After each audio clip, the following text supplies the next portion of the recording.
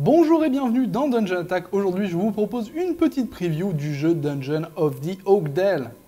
Cette review est faite en collaboration avec Two Acorn Games qui m'ont demandé de parler du jeu. Ils m'ont envoyé du coup le prototype pour Dungeon of the Oakdale, mais aussi leur jeu précédent, Villager of the Oakdale. Et si vous voulez voir à quoi ça ressemble, j'ai fait une petite vidéo gameplay, je vous la laisse juste ici. Bon, mais c'est qui Two Acorn Games ? Two Acorn Games, c'est un petit studio polonais, en fait tellement petit qu'ils sont juste deux. Et ils font des roll and write print and play. Print and play. Qu'est-ce que c'est que ça? Le print and play, c'est un format de jeu un petit peu particulier, dans le sens où vous n'allez pas acheter un jeu physique, mais des fichiers d'un jeu que vous allez pouvoir imprimer vous-même afin d'y jouer. Ça diminue les coûts de production, ça permet à des petits studios d'auto-éditer des jeux, et du coup ça permet aussi aux consommateurs que ce soit un petit peu moins cher. Donc c'est tout bénef. Two Acorn Games, ils se spécialisent dans le print and play, et vu qu'on est à l'aube de leur Kickstarter pour leur nouveau jeu Dungeon of the Oakdale, et bon, on va en parler aujourd'hui. Et je vais vous faire une petite présentation pour savoir si vous voulez éventuellement le back ou non. Et je tiens à préciser, maintenant que je n'ai reçu aucune compensation financière de la part de Two Acorn Games pour parler de ce Kickstarter et pour le mettre en avant, c'est juste que j'avais joué à leur jeu d'avant, que j'aime bien le projet et le studio, et que je me suis dit qu'un petit coup de boost pour un petit studio indé, c'est toujours chouette. Dungeon of the Oakdale est un dungeon crawler roll and write qui peut se jouer de 1 à 4. Et il se base sur... Alors attention, je vais citer des noms que je ne connais absolument pas. Il se base sur des jeux PC old school tels que Dungeon Master. Ça c'est moi quand je fais jouer du JDR à mes copains, je connais. Eye of the Beholder, ça c'est le monstre que je balance dans mes copains quand on fait du JDR si j'ai envie qu'ils meurent.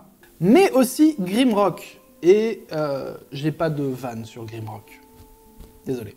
Bon, mais comment est-ce qu'on sait qu'on joue qu'au jeu ? Je précise que moi, la version que j'ai, c'est une version prototype et qu'il y a bien entendu des éléments qui sont amenés à changer. Dans le jeu, les joueurs et les joueuses prennent le rôle de héros et d'héroïnes tentant de naviguer dans les Dungeons of the Oakdale, des mystérieux donjons qui sont cachés dans les caves sous the Oakdale. Et c'est là que je vais vous introduire la roue. Roue qui est au final très similaire à celle de Villager of the Oakdale et qui en fait va vous permettre de choisir différentes actions.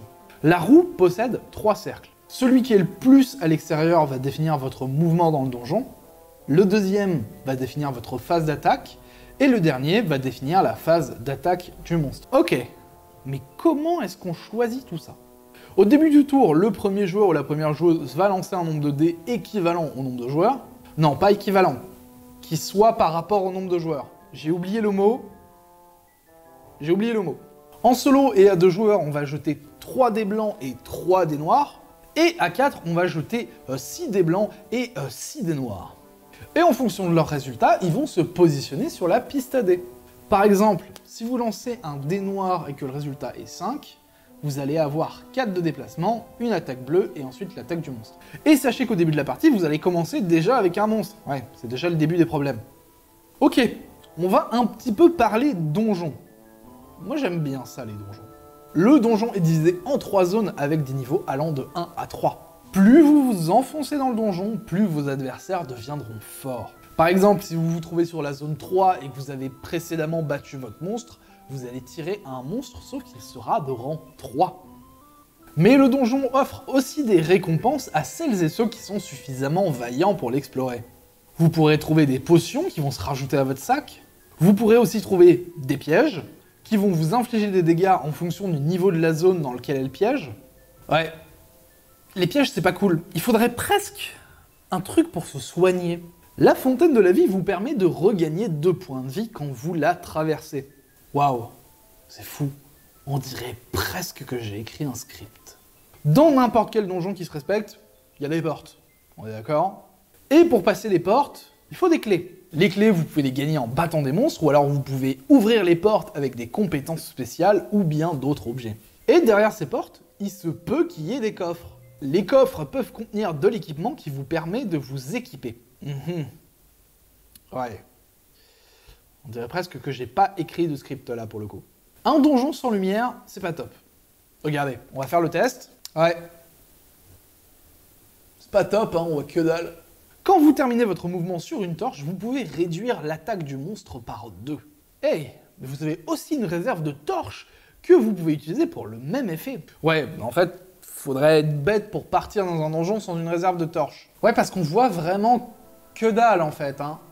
Ouais, on voit rien, c'est fou. Ok, les torches, tout ça, et si vous êtes là, si vous voulez faire la bagarre. Et comment qu'on fait la bagarre? Quand vous draftez les dés et que vous faites votre choix, vous allez avoir une couleur. Par exemple, si vous avez du jaune, vous allez commencer sur un point jaune et vous allez tracer une ligne vers un autre point. Sachant que si vous faites une ligne qui traverse un objet, vous le gagnez immédiatement, que ce soit une clé, une potion ou quoi que ce soit d'autre. D'accord, donc on trace des trucs sur les monstres, mais comment qu'on leur fait mal? Et là c'est plutôt simple en fait, quand une ligne croise une autre ligne et que le point d'intersection, c'est le monstre, il prend du dégât. De cette manière, vous pouvez faire d'ailleurs plusieurs dégâts en croisant plusieurs lignes, hein. Sachez par contre que chaque monstre a des effets un petit peu différents et ça va mettre un petit peu de suspense dans votre combat. Il se peut même que le monstre prenne la fuite. Alors non, c'est pas un effet spécial de prendre la fuite, c'est juste de prendre la fuite. Ouais, en fait, si vous avez fait tous les chemins possibles avec vos lignes, que vous n'avez aucun objet ni aucune compétence qui vous permet de tuer le monstre, en fait, il se barre. Mais avant de se barrer, en fait, il va vous infliger une grosse quantité de dégâts, donc c'est plutôt bien de pouvoir quand même terminer un monstre qu'on a commencé. Le monstre fait des dégâts. On n'en a pas encore parlé de ça, si. Vous vous souvenez de la piste de dés? La dernière action que vous devez appliquer sur la piste de dés, c'est l'attaque du monstre. Vous allez lancer le dé indiqué en fonction du résultat sur la roue, et vous allez du coup prendre un nombre de dégâts par rapport au dé. Et si vous avez plus de points de vie, vous perdez. Et ça me fait penser que je vous ai pas dit comment on gagne au jeu. Alors en fait, il y a plusieurs façons de gagner en fonction des cartes sur lesquelles on joue. Ça peut s'agir de détruire des temples maléfiques ou bien de tuer un boss, tout simplement. Et pour tuer un boss, il faudra se rendre sur l'emplacement final de la carte, afin de pouvoir lancer le combat. Et ben voilà pour le gameplay, je vous ai donné un bon aperçu, je pense, de ce que le jeu propose. Je suis pas rentré dans toutes les règles, les compétences de personnages, les différents persos, tous les monstres. Il y en a plein, il y a pas mal de choses à regarder et à connaître. Mais j'espère vous avoir intéressé un minimum dans le jeu malgré tout. La campagne va commencer le 17 septembre, elle va durer à peu près 2 semaines. Le jeu de base va coûter 6 € et la version avec un tout petit peu plus de contenu, donc plus de maps, plus de monstres, etc., va coûter 12 €.